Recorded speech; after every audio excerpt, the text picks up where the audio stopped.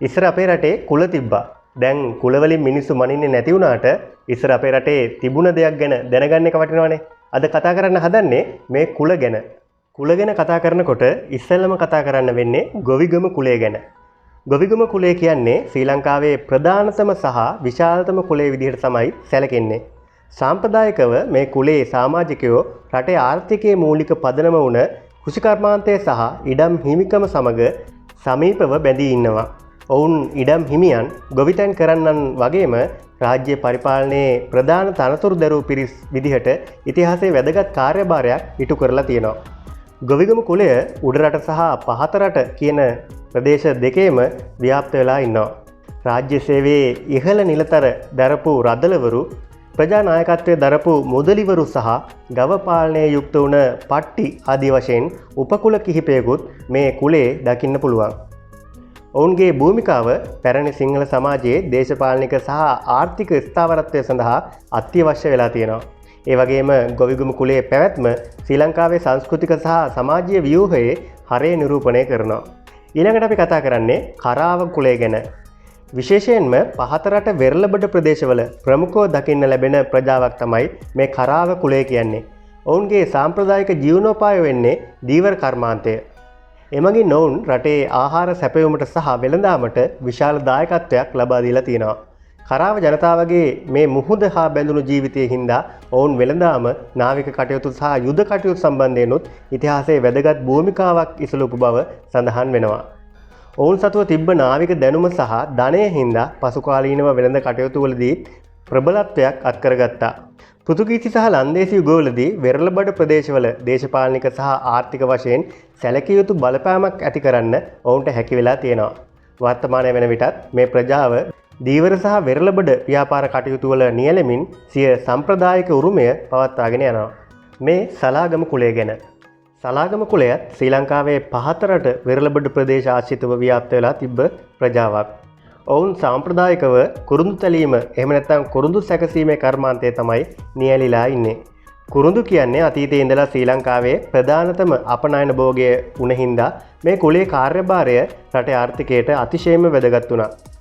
කුරුඳු පොතු ගැලවීමේ ඉඳලා ඒක වෙළඳ පොළට සකස් කිරීම දක්වා වූ සියුම් ක්‍රියාවලියේ නිපුණතාව ඔවුන් සතු වුණා. යටත් විජිත යුගයේදී කුරුඳු වෙළඳාම ඉහළ යාමත් එක්ක සලාගම ප්‍රජාව ආර්ථික වශයෙන් ශක්තිමත් වුණා. ඔවුන්ගේ මේ විශේෂිත කාර්යභාරය හින්දාම පහතරට සමාජයේ ඔවුන්ට හිමි වුණේ සුවිශේෂී ස්ථානයක්.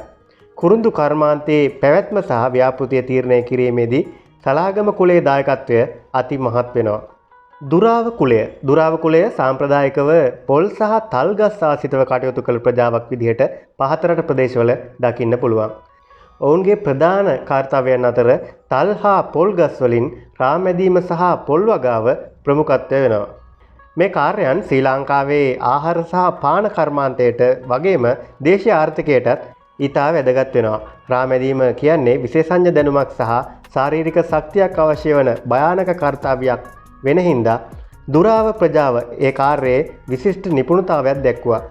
ඒ වගේම පොල් වගාව සහ ඒ සම්බන්ධ කටයුතු වලින් ඔවුන් ප්‍රයෝජන ලබා ගත්තා. පොල් නිෂ්පාදන දාමේ වැදගත් පුරුකක් විදිහට මේගොල්ලෝ කටයුතු කරා. මේ ආකාරයට දුරාව කුලය දේශීය වශයෙන් වැදගත් සම්පත් කළමනාකරණය කිරීමේ වගකීමක් දැරුවා. නවන්දනා කුලය. නවන්දනා කුලය දිවයින පුරාම ව්‍යාප්ත වෙලා ඉන්නවා. සාම්ප්‍රදායිකව වුන් කලා ශිල්පීන් සහ ශිල්පීය වෘත්තිකයන්ගේ ප්‍රජාව විදිහට හඳුන්වනවා. රන්කරුවන්, ලී වැඩ කරන්නන්, කම්මල්කරුවන්, පිත්තල වැඩ කරන්නන් වගේ විවිධ වෘත්තීන් වල නියැලීම මේ කුලයේ විශේෂත්වයක්. ඔවුන්ගේ දෑතින් නිමවුණ කලා කෘති සහ උපකරණ දේශීය සංස්කෘතියට සහ ආර්ථිකයට අත්‍යවශ්‍ය වුණා. දේවාල, විහාරගම් සහ රාජකීය අවශ්‍යතා සඳහා අවශ්‍ය වූ සියලුම කලාත්මක හා ප්‍රායෝගික නිර්මාණ මේ සමාජිකයන් විසින් සිදු කරලා තියෙනවා. නවන්දනා ශිල්පීන් විසින් දේශීය අමුද්‍රව්‍ය උපයෝගී කරගනිමින් නිර්මාණය කරපු අලංකාරවත් භාණ්ඩ වගේම දෛනික ජීවිතයට අවශ්‍ය කෘෂිකාර්මික හා ගෘහස්ත මෙවලමුත් ඔවුන්ගේ දක්ෂතාව ප්‍රදර්ශනය කරනවා. මේ අනුව ඔවුන්ගේ භූමිකාව ශ්‍රී ලංකාවේ කලාත්මක සහ තාක්ෂණික උරුමය රැක ගැනීමට උපකාරී වෙනවා. බත්ගම කුලය. බත්ගම කුලය ප්‍රධාන වශයෙන් ඉඩම් අහිමි ගොවීන් සහ රජුට සේවා සැපයූ ප්‍රජාවක් විදිහට ඉතිහාසයේ හඳුනාගෙන තියෙනවා. ගොවිගම කුලයට සාපේක්ෂව අඩු ඉඩම් හිමිකමක් තිබ්බ මොවුන් ප්‍රධාන වශයෙන් කෘෂිකාර්මික කටයුතු වලට දායක වෙලා තියෙනවා. රජුගේ සහ ප්‍රභූන්ගේ ඉල්ලීම මත විවිධ ශ්‍රම සේවා සැපයීමටත් බැඳිලා ඉන්නවා. මේ කුලයේ සමාජිකයන් රාජකාරී ක්‍රමයේ යටතේ විවිධ පොදු වැඩවලට සහභාගී වෙලා තියෙනවා. ඒ මගින් සමාජයේ යටිතල පහසුකම් පවත්වාගෙන යාමේදී ඔවුන්ගේ දායකත්වය වැදගත් වෙලා තියෙනවා. ඔවුන්ගේ වෘත්තීය ස්වභාවය හේතුවෙන් බද්ගම කුලය සමාජ ව්‍යුහය තුළ ශ්‍රමය සහ සේවා සැපයීම සඳහා වූ ප්‍රධාන පිරිසක් විදිහට ස්ථානගත වෙනවා. වහුම්පුර කුලය. වහුම්පුර කුලය සාම්ප්‍රදායිකව හකුරු සෑදීමේ කර්මාන්තයට සම්බන්ධ ප්‍රජාවක්. ඔවුන් ප්‍රධාන වශයෙන් තල් සහ පොල් ගස්වල මල් වලින් ලබා ගන්නා පැණි භාවිතයෙන් හකුරු සහ අනෙකුත් සීනියාශ්‍රිත නිෂ්පාදනය කිරීමේ කාර්යයේ නිරත සිටිනවා. දේශීය ආහාර පාන සංස්කෘතිය තුළ හකුරු සහ පැණි සඳහා විශාල ඉල්ලුමක් තියෙන හින්දා වහුම්පුර ප්‍රජාව රටේ රස කැවිලි සහ ආහාර සැකසුම් කර්මාන්තයට අත්‍යවශ්‍ය දායකත්වයක් සපයලා තියෙනවා. ඔවුන්ගේ මේ විශේෂිත නිෂ්පාදන හැකියාව නිසාම මේ කුලය සාම්ප්‍රදායික ශ්‍රී ලාංකීය ග්‍රාමීය ආර්ථිකයේ වැදගත් ස්ථානයක් හිමි කරගත්තා. හකුරු සෑදීම කියන්නේ දේශීය දැනුම සහ ප්‍රවීණත්වය මත පදනම් වූ සංකීර්ණ ක්‍රියාවලියක් වෙනවා. ඒ හින්දා එහි නිපුණතාව මේ ප්‍රජාව සතු වුණා. හේන එහෙම නැත්නම් රදා කුලය. හේන කුලය එහෙම නැත්නම් රදා කුලය සාම්ප්‍රදායිකව රෙදි සේදීමේ වෘත්තියේ නියැලුණු ප්‍රජාවක්. ඔවුන් රජුගේ විහාරස්ථානවල සහ ප්‍රභූ පවුල්වල ඇඳුම් ආදිය පිරිසුදු කිරීමේ අත්‍යවශ්‍ය සේවාව සමාජයට සපයලා තියෙනවා.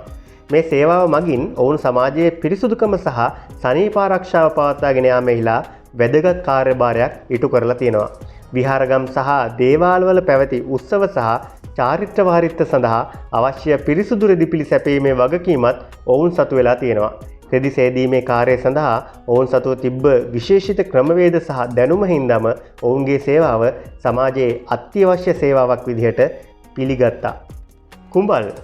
කුඹල් කුලය සාම්ප්‍රදායිකව මැටි භාණ්ඩ සෑදීමේ වෘත්තියේ නියැලුණු ප්‍රජාවක්. ඔවුන් විසින් නිර්මාණය කරපු විවිධ මැටි භාණ්ඩ ඒ කියන්නේ මුට්ටි, කල, වලං සහ උළු වැනි දේවල් දේශීය ජනජීවිතයට කෘෂිකර්මාන්තයට සහ ඉදිකිරීම් කටයුතු වලට අතිශයින්ම වැදගත් වෙලා තියෙනවා. කුඹල් කර්මාන්තය කියන්නේ ප්‍රායෝගික භාවිතය සහ කලාත්මක බව එකට මුසු වුණ ශිල්පයක් වුණ හින්දා එහි නිපුණතාව මේ කුලයේ සමාජිකයන් සතු වුණා. ඔවුන්ගේ නිෂ්පාදන දේශීය වෙළඳපොළට අත්‍යවශ්‍ය වුණා. පන්සල් සහ සාමාන්‍ය ජනතාවගේ දෛනික අවශ්‍යතා සපුරාලීමෙහිලා ඔවුන් වැදගත් කාර්යභාරයක් ඉටු කරා. මේ ආකාරයට කුඹල් කුලය ශ්‍රී ලංකාවේ දේශීය කර්මාන්ත සහ ගෘහස්ත අවශ්‍යතා සපුරාලීමේ පුරෝගාමීන් වුණා. මේ බෙරවා කුලය ගැන. බෙරවා කුලය සාම්ප්‍රදායිකව බෙර වාදනය සහ නැටුම් වැනි කලාත්මක අංගයන්ගේ නියැලුණු ප්‍රජාවක්. ඔවුන් විහාරගම් සහ දේවාලවල පැවැත්වුණ චාරිත්‍ර වාරිත්‍ර පෙරහැර සහ අනෙකුත් උත්සව අවස්ථාවන් වලදී අත්‍යවශ්‍ය සේවා සපයලා තියෙනවා. බෙරවාදනය සහ නැටුම් ශ්‍රී ලාංකීය සංස්කෘතික අනන්‍යතාවේ ප්‍රධාන අංග වෙනවා. ඒ කලා ශිල්පයන් පරම්පරාවෙන් පරම්පරාවට රැගෙන යාමේ වගකීම මේ කුලයට පැවරිලා තියෙනවා.